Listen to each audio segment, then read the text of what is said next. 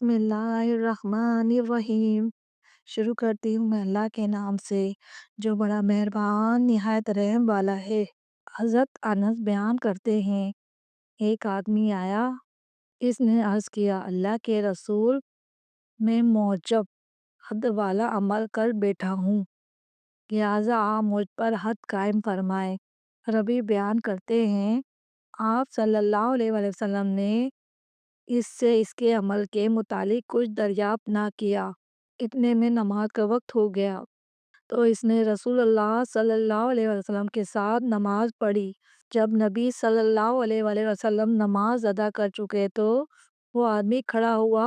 آپ اور صلی عرض اللہ علیہ کیا، وسلم نے اللہ فرمایا، کے رسول، میں نے ایسا کام کیا ہے کہ حد کو پہنچ چکا ہوں، لہٰذا آپ میرے متعلق اللہ کا حکم نافذ فرمائیں۔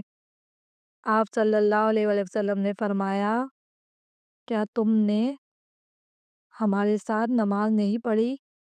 اس نے عرض کیا، جی ہاں۔ آپ صلی اللہ علیہ وسلم نے فرمایا، اللہ نے تمہارے گناہ یا تمہاری حد کو معاف فرما دیا۔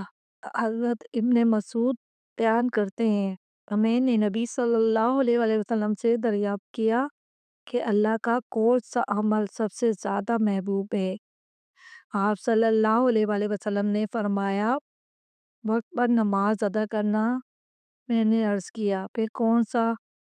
آپ صلی اللہ علیہ وسلم نے فرمایا، والدین سے اچھا سلوک کرنا۔ میں نے عرض کیا، پھر کون سا؟ آپ صلی اللہ علیہ وسلم نے فرمایا، اللہ کی راہ میں جہاد کرنا۔ ابن مسعود بیان کرتے ہیں، آپ نے مجھے یہ باتیں بتائیں، اگر میں مزید دریافت کرتا تو آپ مجھے اور زیادہ بتاتے۔